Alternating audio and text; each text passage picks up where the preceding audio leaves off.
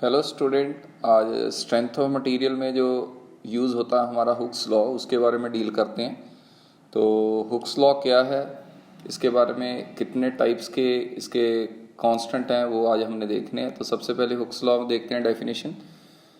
Stress is directly proportional strain with in elastic limit. This is the statement of Hooke's law. ये statement है Hooke's law की। Hooks ने क्या कहा था कि जो स्ट्रेस है वो डायरेक्टली प्रोपोर्शन होती है स्ट्रेन के, यानी जितनी ज़्यादा आपकी स्ट्रेन है उतनी ज़्यादा आपके जो बॉडी है जिसको आप खींच रहे हैं उसमें स्ट्रेस उतनी ज़्यादा इंड्यूस होती है। This is the law. Means when you are replacing the sign of proportionality, जब आप प्रोपोर्शनैलिटी के साइन को हटाएंगे तो आप स्ट्रेस इज इक्वल टू कुछ ऐसा लिखेंगे, there is a some constant, that constant is known as modulus of elasticity. Modulus of elasticity into strain. This is your Hooke's law. This is the basic format of Hooke's law. Then when you go to the modulus of elasticity, जब आप modulus of elasticity निकालने जाएंगे तो modulus of elasticity is equal to stress by strain. Is it okay? ये आपको बिल्कुल साफ नज़र आ रहा है, that is stress by strain. तो ये हमारा बेसिक फॉर्मेट है किसी भी कांस्टेंट को कैलकुलेट करने का।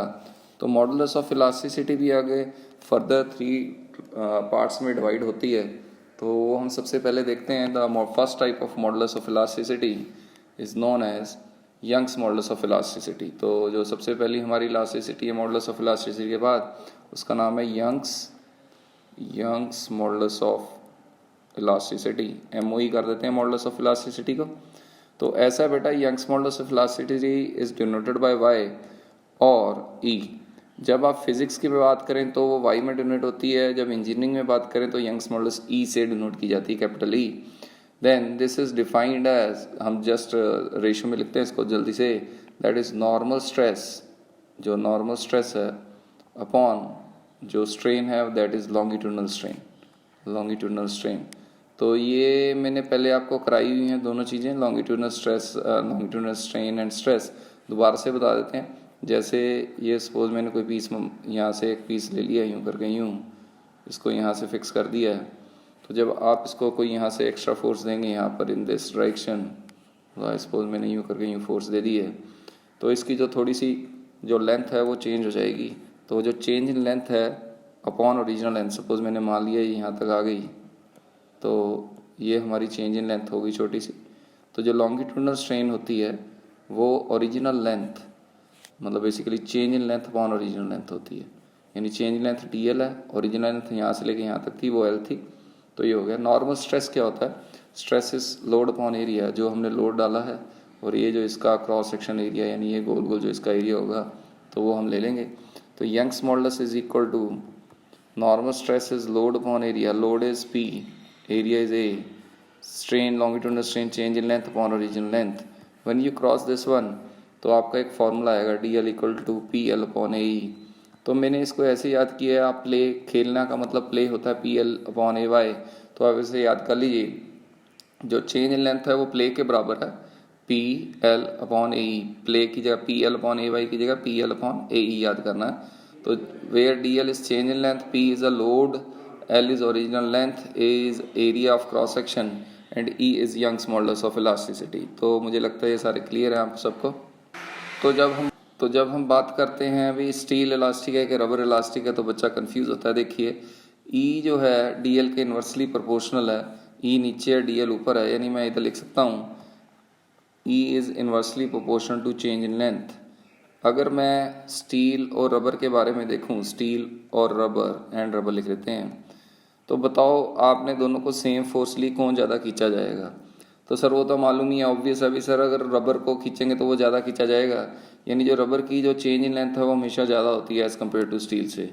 यानी अगर मैं रबर की बात करूं तो रबर की जो चेंज इन लेंथ है वो ज़्यादा है, तो रबर का यंग्स मॉडुलस ऑफ इलास्टिसिटी कम है।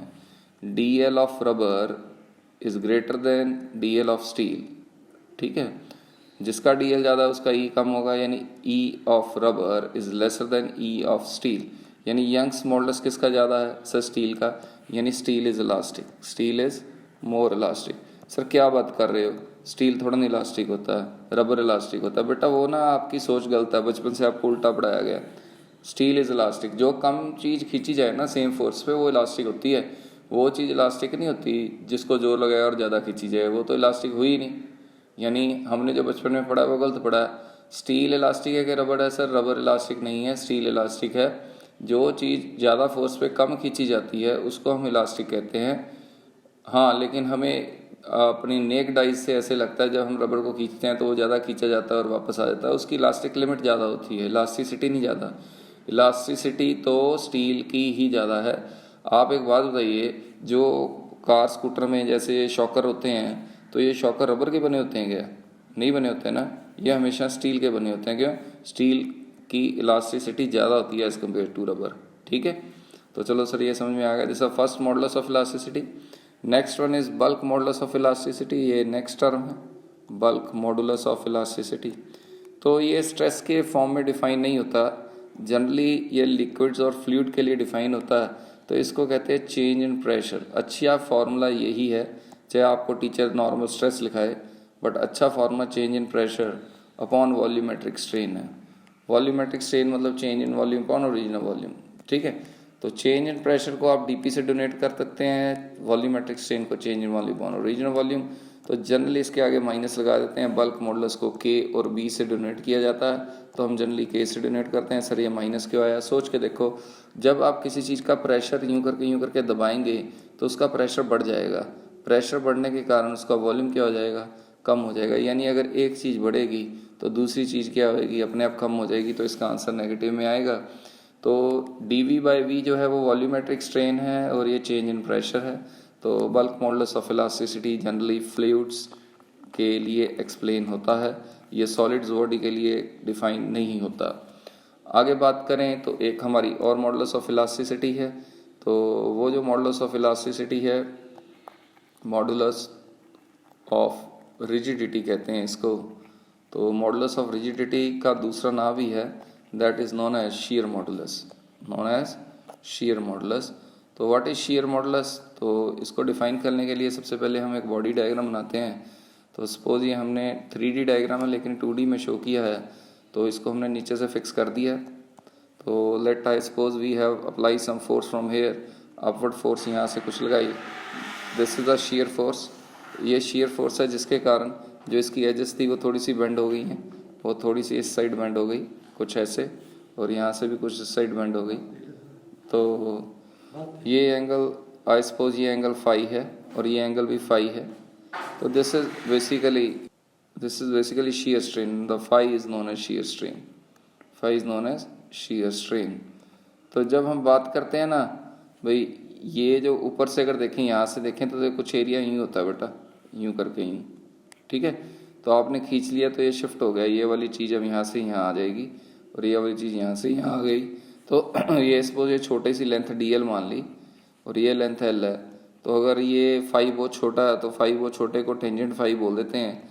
तो tangent phi perpendicular upon base, यानी शिफ्ट जो लेंथ हुई है DL और उसकी साइड वाली लेंथ है जो L है, यानी टेंजेंट फाई हो गया देखो perpendicular upon base, perpendicular DL और बेस L है। ठीक है, तो शीयर स्ट्रेस क्या होगा? शीयर स्ट्रेस जो होता है वो शीयर फोर्स अपॉन एरिया होता है, shearing force upon shearing area.